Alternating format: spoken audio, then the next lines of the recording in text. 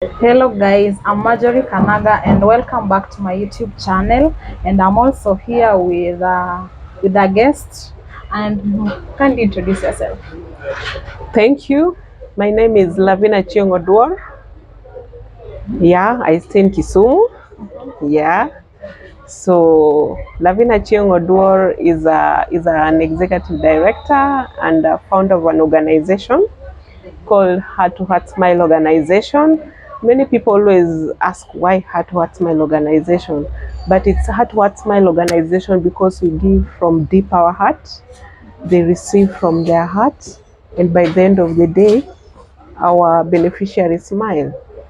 So, Heart to Heart Smile advocates for the rights of children, youths, and adolescents with disability. And we don't only focus on children, we work closely with the caregivers because we realize that these children, they have no consent. So consent comes from their parents. So that is what Heart to Heart Smile organization does.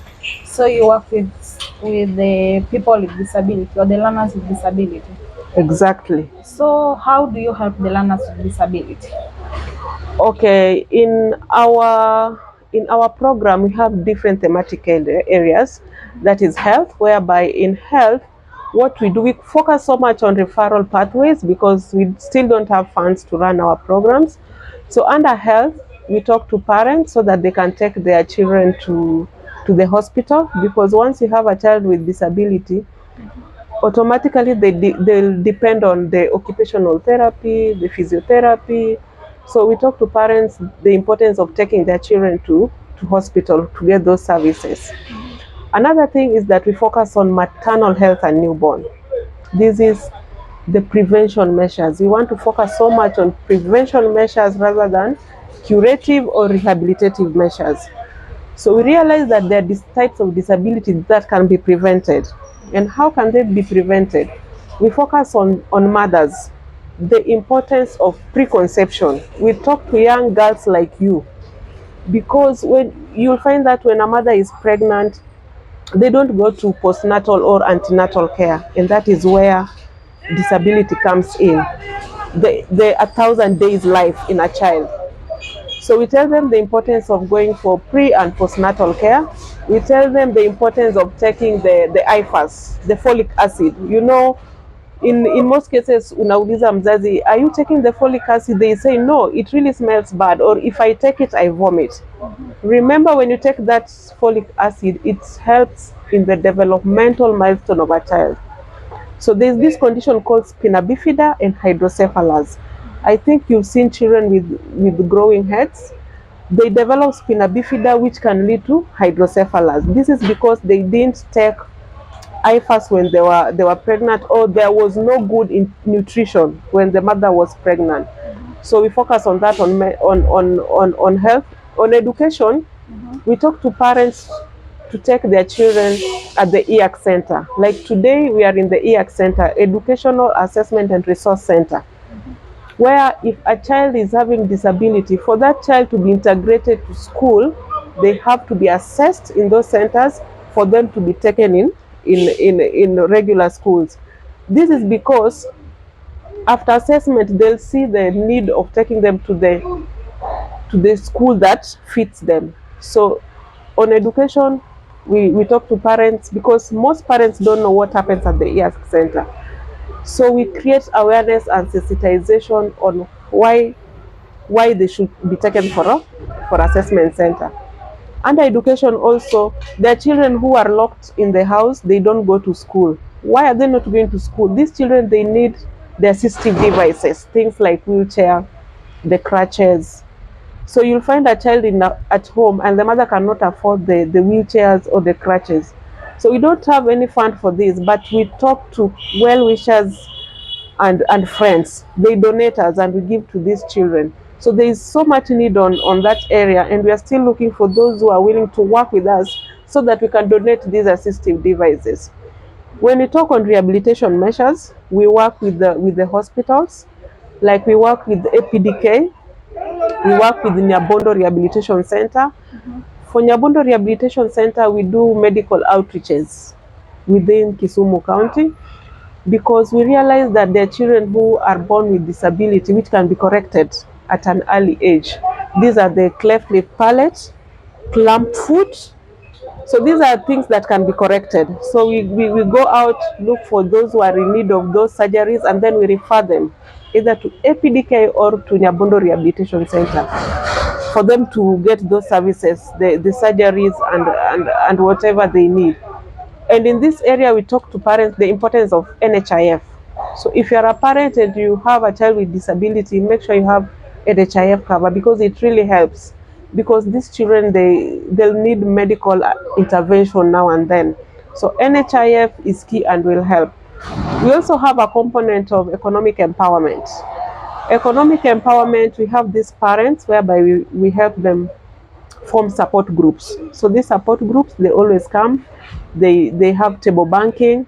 These support groups, it's like a therapy group. You know, these parents, they have mental health issues on the nature of taking care of these children.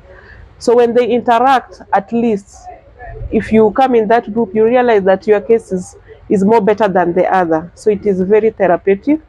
And then we also have advocacy. Advocacy, we just focus on maybe creating awareness through social media. Yeah, Okay. thank you. Okay, that's nice. Okay, for an instance where a parent comes to your center and then you find out that the parent maybe is adamant to accept the fact that the child cannot be maybe corrected, the disability or something, like the disability cannot be corrected. How do you deal with that? On that one, we take it at that point. We start with counseling. We really need to counsel this parent, and then it will depend on the age of a child. So if this child is supposed to go to school, we'll tell them to take this child to school. If this child is supposed to go for medical intervention, we'll share with them. It is just counseling because most of them are really on denial. And remember, the longer you take, the more harm you're causing to this child.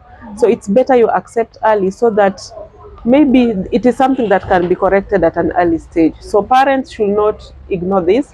Parents should come out and speak up for them to be helped. Okay, and what about the society? So maybe some people, obviously some people outside there tend to stigmatize the disability. How can you handle them or how can you advise them? Okay, on issue of stigma, I'll talk on why Heart Smile came about. I am a caregiver. My brother is with disability, and that is why I started this organization. Because when we were growing up, we faced a lot of stigma in our society, whereby he was being abused, he was being attacked. So I saw a need of speaking out for the need of caregivers. And if you look even in our policies, those policies talks about persons with disability, whereby there is 5% job allocation for that person who is disabled. There is AGPO. There is we have tax exemption, whereby if you are disabled, you are being tax exempted. What about a parent who is working and has a child with disability? Are they being tax exempted in their workplaces? So I came out to talk on issues on caregivers. In our government, from the national to the county, we have people representing the youths. We have people representing persons with disability. Have you ever found anyone representing caregivers in those spaces? So none. So I'm really out here to speak on issues of caregivers. We also need caregivers to sit on those spaces because they really face a lot. Okay, that's okay. And how did you come with Hearts to Heart Smile? Is it Hearts to Yeah, Heart heart Smile? to heart smile. Okay, Heart to Heart Smile. Smile. Yes, Okay. smiling. How did you come up with that? So heart to heart smile was formed because, like I said, my brother is disabled. So when I was growing up, I saw how my mom was undergoing very difficult life because my brother is on lifetime medication, whereby he's on injection every month, he's on medication every day, and this is costly. So not only him, we have parents who their children depend on lifetime medication. At times, you don't even have money to buy this medication, and most of them. And if they don't take this medication, what happens? They it interferes with them. So that is why Heart to Heart Smile was formed, to speak out to the voice, to speak out on behalf of the voiceless, being caregivers. So that is why Heart to Heart Smile was formed. I have a brother who is disabled, and I'm also like a parent. So what about those parents? I'm speaking on the behalf of the parents. Okay, that's Yeah. nice. And again, okay, you as a sister who had a brother who has a disability, how was it way back when you were maybe young? Wow, it was terrible because my mom was a widower by then. In fact, my third born follower dropped out of school because my brother, who is he's called Kevin, was depending on medication. We were now and then in the hospital, out of hospital. At times he could get wild, break things. So all finances were used on him. And even up today, I call him the baby of the house, even though he's my follower, but he remains the baby of the house because he really needs that close intervention, because Kevin is someone who still needs to be washed. So my brothers are there, the younger brothers are there for Kevin. Kevin is someone who cannot go to the barber shop. He has to be taken. So Kevin is someone who at times he can sleep the whole night, the whole day. So he really needs that 24-hour intervention. And not only Kevin. I'm saying this because we have parents who even leave their workspaces to take care of their children. You find a parent who is working, and the employer is not understanding that parent. So in future, you want, even if you have a child with disability, they are given hours, working hours, to attend to the baby. So it is really traumatizing to caregivers. Okay. And you are a well wisher, right? Yeah. And a partner. And a volunteer. And a volunteer. Yeah. Okay. So a partner with the EAC, right? Yeah. So you're working as a group, right? How many people are you in that team? Okay, in my team we have the officials, which are 4 officials, and currently I have 3 volunteers. We don't pay them; they're just doing their work voluntarily. But I'm hoping in future, and I'm praying in future, if I get funds or if I get someone who wants to support us, I'll have more employers. Okay, so what are some of the challenges you face? Okay, challenges we face is that we don't have anyone supporting us. We do it from our heart and through well wishers.